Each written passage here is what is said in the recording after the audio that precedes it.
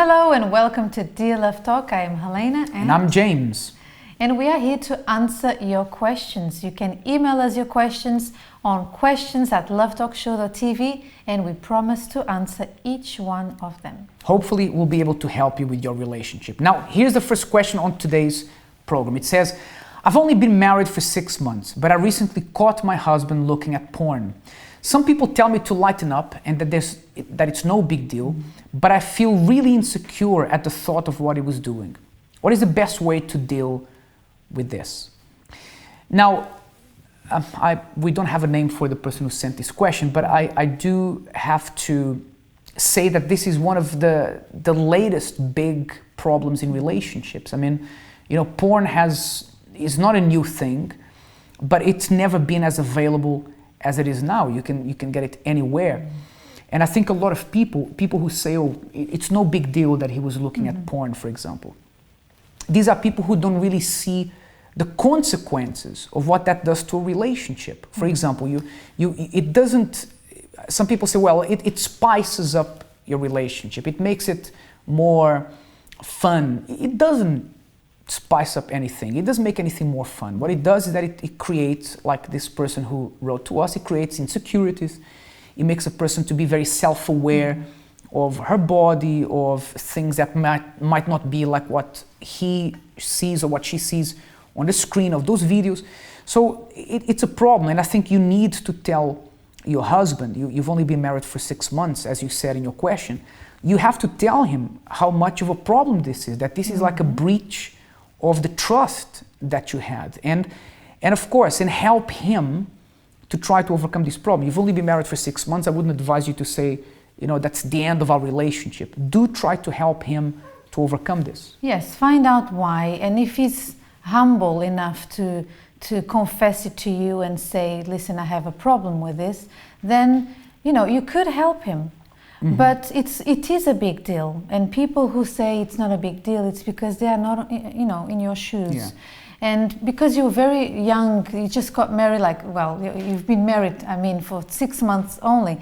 You don't know yet what the consequences of watching porn is, but from what we have heard, it's a big, huge problem. Couples, there's no more intimacy there. It's just, the videos and what the person watches. It's really, really terrible. When you were saying what we have heard, it's not what we have heard people say on the street. It's what we see when we talk to couples, right? It's on the long term very damaging. So chances are that even though you just found out about this is a long-term problem. No one wakes up one day and says, you know what, I'm going to look at porn.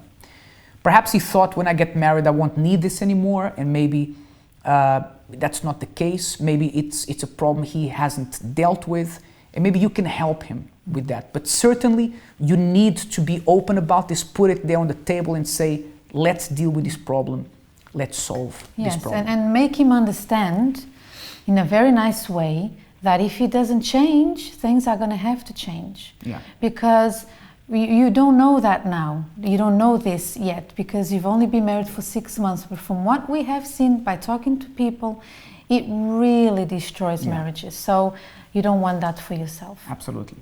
Next question. Well, it's anonymous, from someone anonymous, and it says, hi guys, my friends say that I am shallow just because I know what I am looking for in terms of, looks in a guy. This narrows my choices quite a bit, but I have stuck to my guns. Does this make me shallow? It doesn't make you shallow, but it's not very wise. What's the word here that I can use? It's not ideal for you to be. For example, let me try to explain. Explain. Let me explain. When I was single, I kept myself because I didn't want to date people around, because I didn't want to suffer and go from one to another. But I wanted a man who had the same principles I had. I could compromise on this and that, appearance-wise, but the principles, the personality, the character had to be there, because I knew what I wanted for my life, and that's where I was going. Yeah. Now, I needed someone by my side that could, move forward with me. Yeah. If that makes sense. But you know, there's always the thing of preferences. For example, some people say, oh, I prefer someone who's blonde. I'll prefer someone who's, you know, not too skinny or a little bit stockier. But what you can't do, and I don't think you're shallow unless you say, I want a Ken doll and I'm not gonna remove this idea from my mind. But I'm sure you probably just have a preference to the person you're looking for. But it's important to understand that you are not going to find someone who is 100% exactly like you've imagined in your mind. You know, maybe you want someone who's, like someone said, look, I want someone who's 6'2", short hair, six-pack, from such and such country. I mean, you're pushing it a little bit there, right? You have to you have to compromise a little bit on that. You have to, because listen, people, chances are that, you know, you are single, you're looking for someone, right? And you have a very clear idea of what you want, but you're still alone.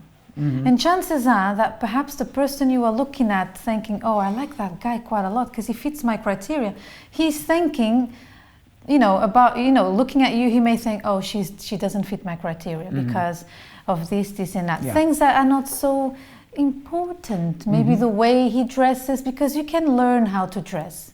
But, you know, you can go to the dentist and fix your teeth, but you cannot really fix people from within, which is a lot more important, I think. Unless they want to be fixed. Yeah, exactly, unless they want to. I don't think it makes you shallow, but I do think that you probably need to be willing to compromise a little bit on looks and look at the bigger picture, right? Perhaps the person is not 6'2", is 5'9", but they have a lot going for them. So and they are right there by your side and you can't see him. Exactly, so think about that. Now, the final question says, and this is a good one, I really like this question. Really? I'm going to tell you why in a minute. It says, my husband recently joined a local football league with his friends that he has really taken a liking to.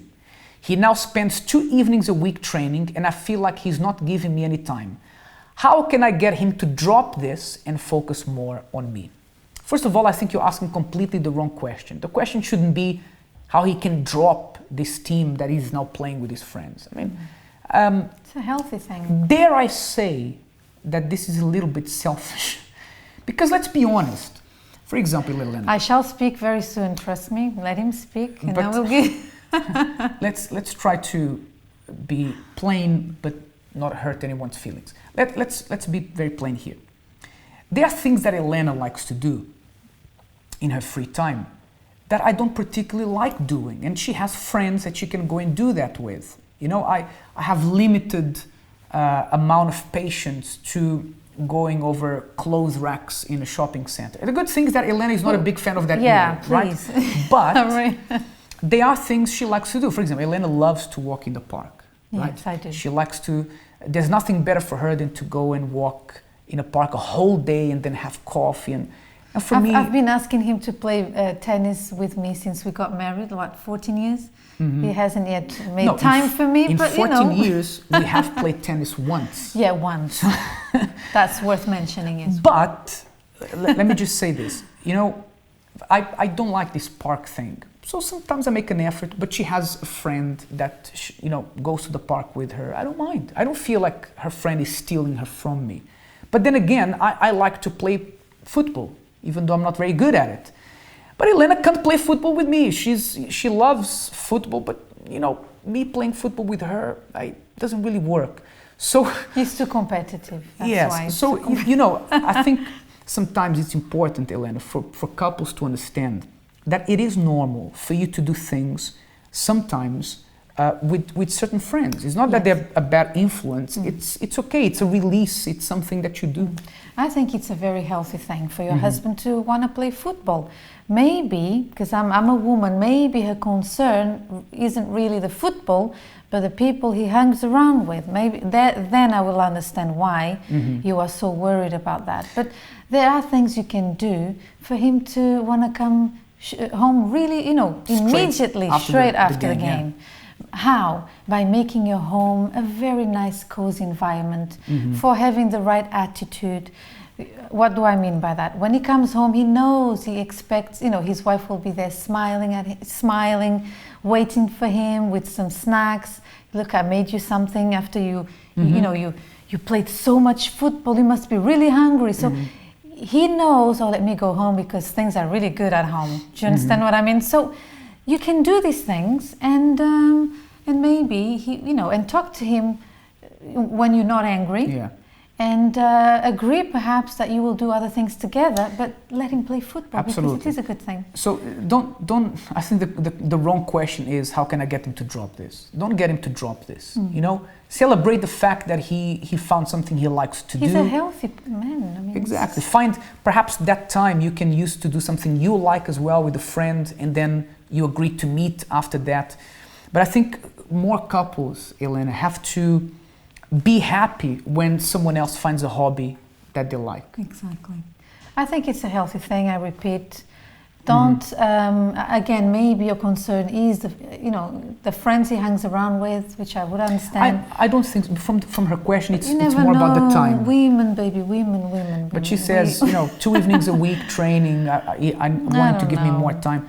So, just... You need to meet halfway, I think. Yeah. Just talk about it. Meet halfway, be happy about it, and celebrate the fact that he enjoys doing something. Find something you like to do as well, and you meet halfway. That's the important thing. And something else very quickly. Let him miss you. Let him miss you a little bit. It's very healthy for your relationship.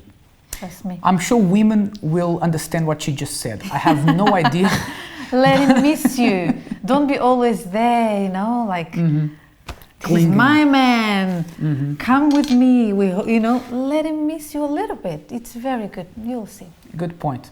And on that note, that's it. That's all for today's program. Don't forget, you can send us your questions on Facebook, Love Talk Show, or via email, questions@lovetalkshow.tv. It's been a pleasure to be with you. Until next time. Bye. Bye-bye.